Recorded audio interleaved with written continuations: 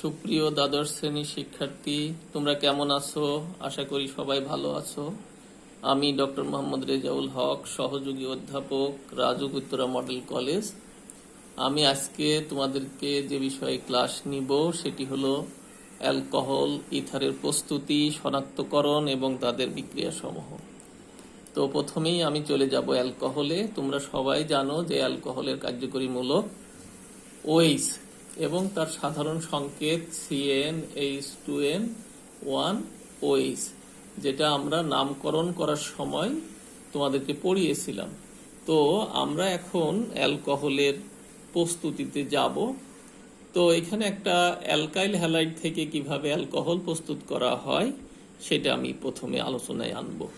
তো এটা alkyl halide, তার মধ্যে যদি ক্ষারীয় দ্রবণ দাও এবং ক্ষারটা নিতে হবে জলীয় মাধ্যমে, তাহলে কিন্তু অ্যালকোহল তৈরি হবে।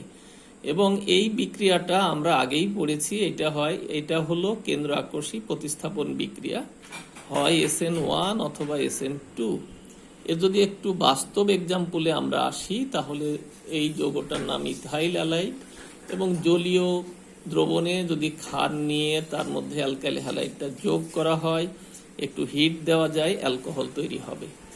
যেহেতু এটি 1 ডিগ্রি অ্যালকাইল হ্যালাইড, এটা কিন্তু SN2 বিক্রিয়া নামে পরিচিত, যেটা আমরা জানি, বাট সেই বিক্রিয়ার মাধ্যমে আমরা অ্যালকোহল তৈরি করেছি।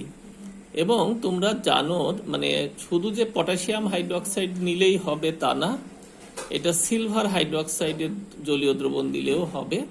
তো সেক্ষেত্রে আগে সিলভার হাইড্রোক্সাইড বানাই নিতে হবে। সিলভার অক্সাইডের মধ্যে পানি দিয়ে একটু দ্রবণ তৈরি করে নিলেই সিলভার হাইড্রোক্সাইড তৈরি হবে।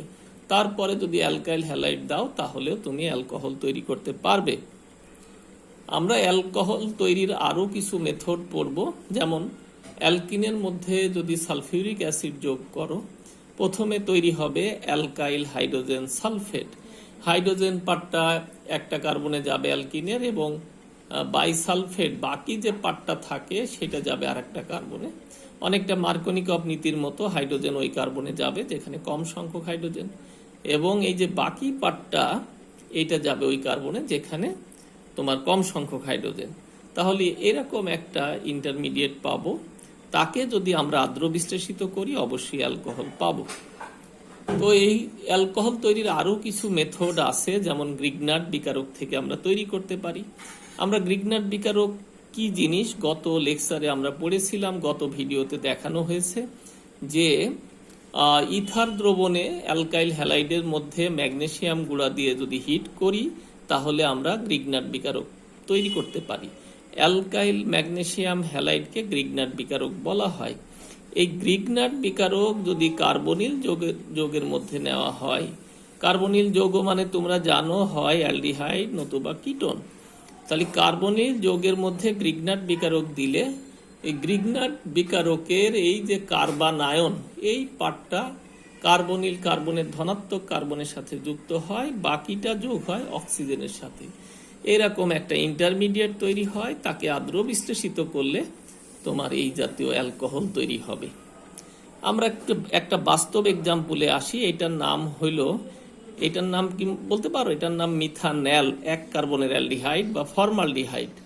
তার মধ্যে যদি মিথাইল ম্যাগনেসিয়াম আয়োডাইড যোগ করি, মিথাইল যাবে কার্বনের সাথে আর বাকি অংশটা এখানে অক্সিজেনের সাথে যুক্ত হয়ে এরকম একটা ইন্টারমিডিয়েট তৈরি হবে। তাকে আদ্র বিশ্লেষিত করলে এই জায়গায় একটা হাইড্রোজেন আসবে পানি থেকে, আর পানির যে OH পার্টটা আছে ম্যাগনেসিয়াম আয়োডাইডের মাঝখানে ঢুকে যাবে। তাহলে এরকম একটা দেখো 1 ডিগ্রি অ্যালকোহল তৈরি হয়েছে। 1 ডিগ্রি অ্যালকোহল কাকে বলে? যে অ্যালকোহলের সাথে OH যুক্ত, যে কার্বনের সাথে OH যুক্ত, সেখানে যদি 2টা হাইড্রোজেন থাকে, তাকে আমরা 1 ডিগ্রি অ্যালকোহল বলতে পারি। সেই হিসাবে এটি কিন্তু একটা 1 ডিগ্রি অ্যালকোহল। তাহলে আমরা মনে করো 2 ডিগ্রি অ্যালকোহল তৈরি করতে চাই, তাহলে এই জায়গায় একটা হাইড্রোজেন কমাতে হবে।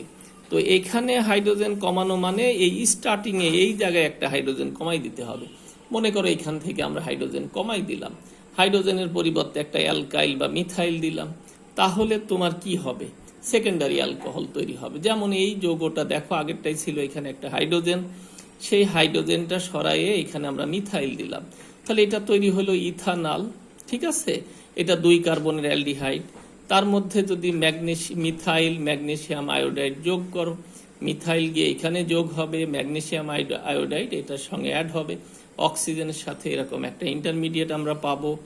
তাকে যদি আদ্র বিশ্লেষিত করি তাহলে এই জায়গায় একটা প্রোটন যোগ হবে, আর ম্যাগনেসিয়াম আয়োডাইডের মধ্যে OH যুক্ত হবে।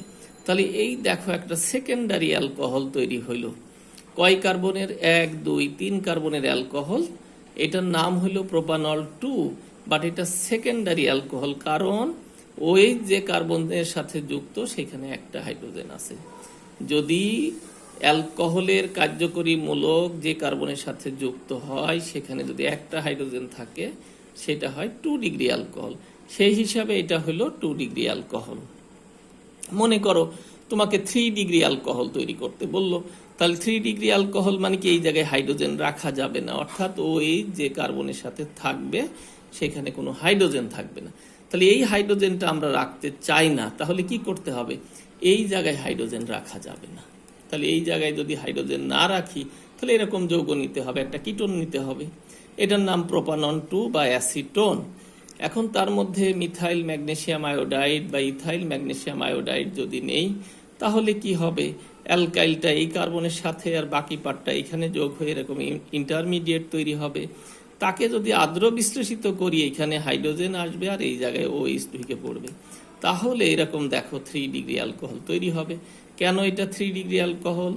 OH যে কার্বনের সাথে যুক্ত সেখানে দেখো কোনো হাইড্রোজেন নাই, তাহলে এটা অবশ্যই 3 ডিগ্রি অ্যালকোহল।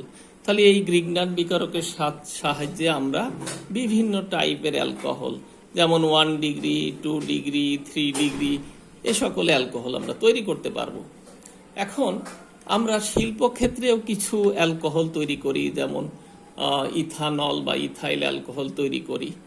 তো সেক্ষেত্রে কি করা যায়? তোমরা জানো গম, আলু, চাউল এগুলো আসলে স্টার্চ, হ্যাঁ। একে যদি ডায়াস্টেজ নামক এক প্রকার এনজাইমের উপস্থিতিতে আদ্র বিশ্লেষিত করি তাহলে আমরা যেটা পাবো, প্রথমে মল্টোজ পাবো। এই মল্টেজ নামক আরেকটি এনজাইমের উপস্থিতিতে আদ্র বিশ্লেষিত হয়ে কি হবে? তৈরি করবে গ্লুকোজ। এখন এই যে গ্লুকোজ তৈরি হলো, গ্লুকোজ কিন্তু বড় একটা যৌগ, এগুলো সবই বড় যৌগ। তাকে জাইমেজ নামক এনজাইমের উপস্থিতিতে যদি ফার্মেন্টেশন করা যায় তাহলে ছোট কার্বনযুক্ত যৌগ ইথানল তৈরি হবে।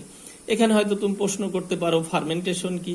ফার্মেন্টেশন হলো যে এনজাইমের উপস্থিতিতে বড় বড় জটিল জৈব যৌগকে ভেঙে ছোট ছোট সরল জৈব যৌগে পরিণত করার প্রক্রিয়াটাকে বলা হয় ফার্মেন্টেশন। এটা কিন্তু বড় যৌগ, সেটা ভেঙে ছোট্ট 2 কার্বনের অ্যালকোহল তৈরি হয়েছে, তাহলে এটা অবশ্যই ফার্মেন্টেশন বিক্রিয়ার মধ্যে পড়ে। আবার ঝোল গুড়, যারা সুগার কেন দেখেছো নিশ্চয় ঝোল গুড়ও দেখেছো, এবং চিনি কলগুলোতে চিনিটা আলাদা করে নেওয়ার পরে চিনিকে অধক্ষিপ্ত করার পরে সেখানে যে ঝোলটা থাকে সেটা দেখতে অনেক কালো এবং সেটা ঝোল গুড়। এই ঝোল গুড়কে, বা বাজারেও ঝোল গুড় কিনতে পাওয়া যায়, এই ঝোল গুড়কে কি করতে হবে? ইনভার্টেজ নামক এনজাইমের উপস্থিতিতে যদি আদ্র বিশ্লেষিত করো তাহলে সেটা ভেঙে গ্লুকোজ এবং ফ্রুক্টোজ পাওয়া যাবে। সেই গ্লুকোজ ফ্রুক্টোজকে নিয়ে আবার যদি জাইমেজ নামক আর একটা এনজাইমের উপস্থিতিতে তুমি যদি ফার্মেন্টেশন করো ইথানল পাবে। তাহলে এভাবে স্টার্চ থেকেও ইথানল তৈরি করা যাবে শিল্পক্ষেত্রে, ঝোল গুড় থেকেও তৈরি করা যাবে। এখন আমরা অ্যালকোহল তো তৈরি করলাম, অ্যালকোহলের টেস্ট করব কিভাবে দ্রবণে অ্যালকোহলের উপস্থিতি প্রমাণ করা যায়। তো একটা টেস্ট টিউবে অ্যালকোহলের স্যাম্পল নিবা, নিয়ে তুমি ধাতব সোডিয়ামের একটু টুকরা দিবা, দিয়ে যদি টেস্ট টিউবের মুখে দেখো যে হাইড্রোজেন গ্যাস বের হয় তাহলে বুঝবা যে এটা অ্যালকোহল ছিল। আর হাইড্রোজেন গ্যাস যদি না বের হয় বুদবুদ আকারে তাহলে বুঝবো অ্যালকোহল ছিল না। এ একটা টেস্ট হতে পারে। আর একটা টেস্ট হলো পরীক্ষণীয় জৈব যৌগের মধ্যে জৈব যৌগকে একটা টেস্ট টিউবে নিতে হবে, তার মধ্যে ফসফরাস পেন্টাক্লোরাইড তুমি যোগ করো। ফসফরাস পেন্টাক্লোরাইড যোগ করলে যদি টেস্ট টিউবের মুখ দিয়ে এরকম HCl গ্যাস বের হয়, এখন তুমি বুঝবা কি করে যে এটা HCl গ্যাস বের হচ্ছে? সেই জন্য ওই যে টেস্ট টিউবে তুমি টেস্টটা করতেছো সেই টেস্ট টিউবের মুখে একটা গ্লাস রড ঢুকতে হবে। তবে গ্লাস রড ধরার আগে গ্লাস রডটাকে যে জায়গায় অ্যামোনিয়াম হাইড্রোক্সাইড দ্রবণ আছে ওই দ্রবণ একটু চুবাই নিতে হবে।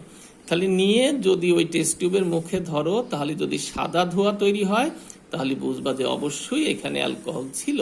তাহলে এভাবে কিন্তু আমরা অ্যালকোহলের টেস্ট করতে পারবো।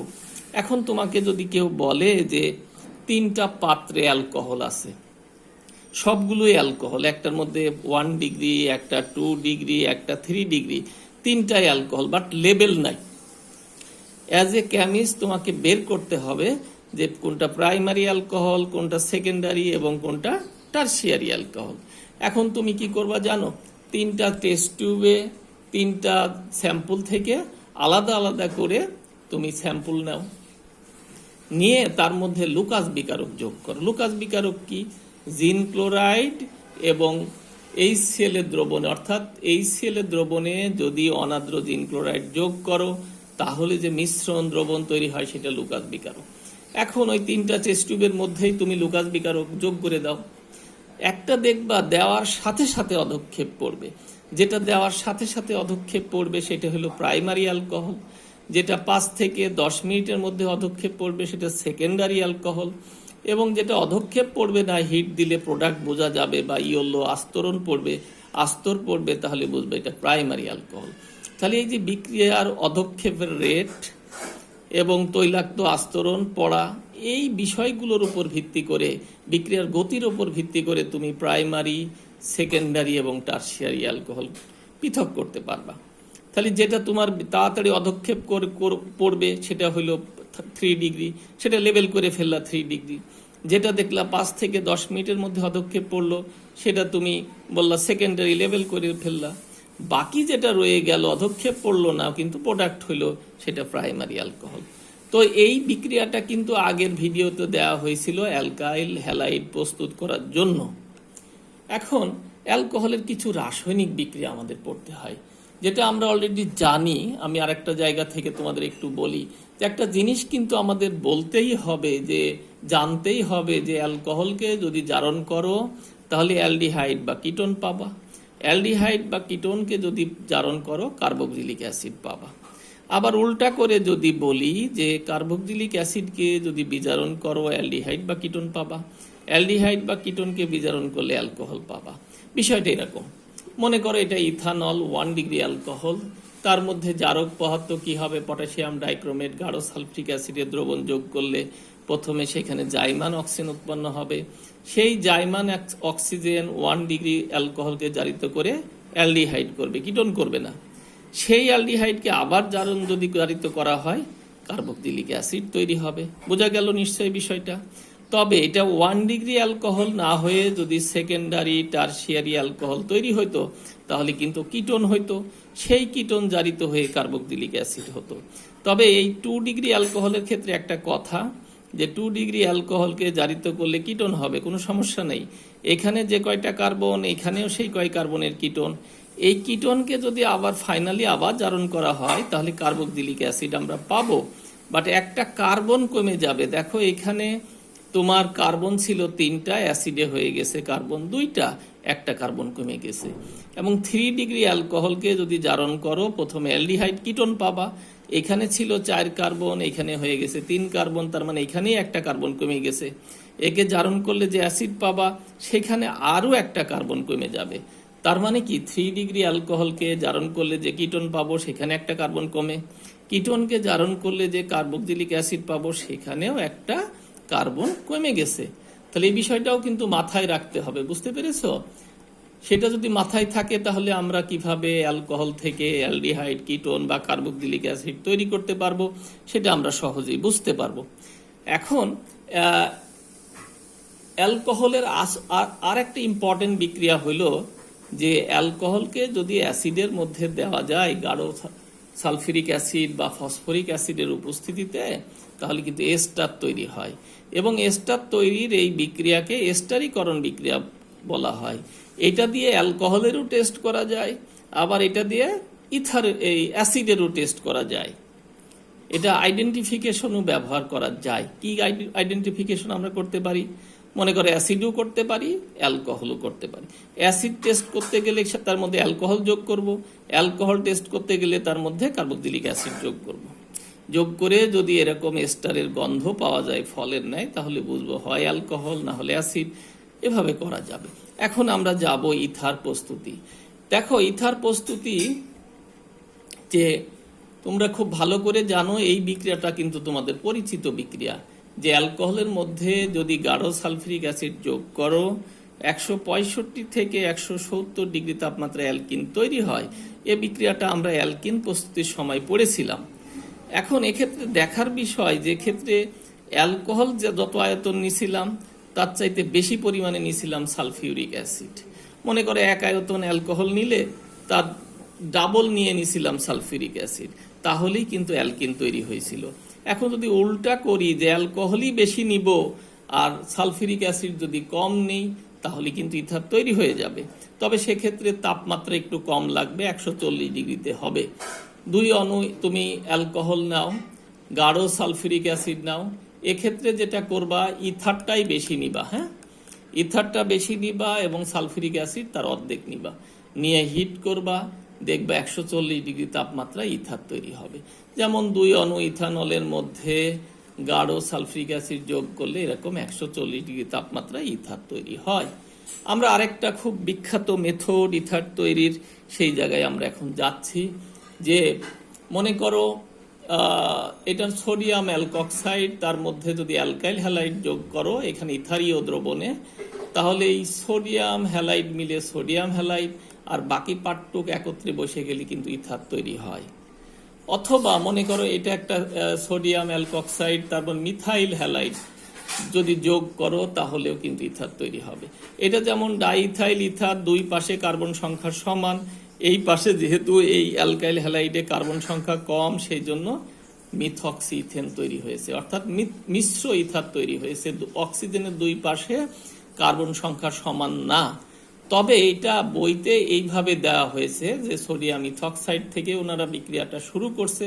বাট তুমি চাইলে যেটা করতে পারো, যে একটা পাত্রে প্রথমে অ্যালকোহল নিবা, নিয়ে ধাতব সোডিয়াম যোগ করবা প্রয়োজন মতো, তাহলে কিন্তু সোডিয়াম অ্যালকক্সাইড তৈরি হবে, হাইড্রোজেন গ্যাস বের হয়ে যাবে। এই যে সোডিয়াম অ্যালকক্সাইড তুমি নিলা, তার মধ্যে এখন যোগ করো, তাহলে ইথার তৈরি হয়ে যাবে। এইভাবে ইথার তৈরি, অ্যালকাইল হ্যালাইড এবং সোডিয়াম অ্যালকক্সাইডের সাথে ইথারীয় দ্রবণে ইথার তৈরি করার এই প্রক্রিয়াকে বলা হয় উইলিয়াম সংশ্লেষণ। কারণ বিজ্ঞানী উইলিয়াম এই পদ্ধতিটা আবিষ্কার করছিলেন। ইথার শনাক্তকারী পরীক্ষা। এখন ইথার কিভাবে শনাক্তকরণ করব? অ্যালকোহলের মধ্যে শনাক্ত করতে গিয়ে আমরা কি যোগ করছিলাম? Phosphorus pentachloride. সেখানে তৈরি হয়েছিল অ্যালকাইল হ্যালাইড, ফসফরাস অক্সিক্লোরাইড এবং HCl। ইথার আর অ্যালকোহলের পার্থক্য হলো ইথারে HCl গ্যাস তৈরি হবে না, বাট অ্যালকোহলে HCl তৈরি হবে, এই পার্থক্য। এবং সেই HClটা আমরা আইডেন্টিফাই করার জন্য সেখানে একটা টেস্ট টিউবের গায়ে অ্যামোনিয়া যুক্ত গ্লাস রড ধরেছিলাম এবং সেখানে সাদা ধোঁয়া উৎপন্ন হবে। এখানেও যদি তুমি অ্যামোনিয়া যুক্ত গ্লাস রড ধরো, কোনো ধোঁয়া তৈরি হবে না। যেহেতু ধোঁয়া তৈরি হয় না, সেই জন্য এই বিক্রিয়াটা হলো ইথার, অর্থাৎ এখানে ইথারের উপস্থিতি প্রমাণ করা যায়। আবার ইথারের মধ্যে তুমি যদি সালফিউরিক অ্যাসিড যোগ করো, তাহলে এরকম প্রোডাক্ট তৈরি হবে। যদি এরকম প্রোডাক্ট তুমি পাও, তাহলেও তোমার ইথার তৈরি হবে। ইথার আছে, তার অস্তিত্ব প্রমাণ হবে। এখন এখানে আরেকটা খুব ইম্পর্টেন্ট জিনিস প্রায় পরীক্ষায় আসে, অ্যালকোহল ইথারের পার্থক্য। তা আমরা এখানে 3-4টা পরীক্ষা বা পার্থক্য পড়ব, কারণ পরীক্ষায় পার্থক্য 2 থেকে 3 মার্কের আসে না।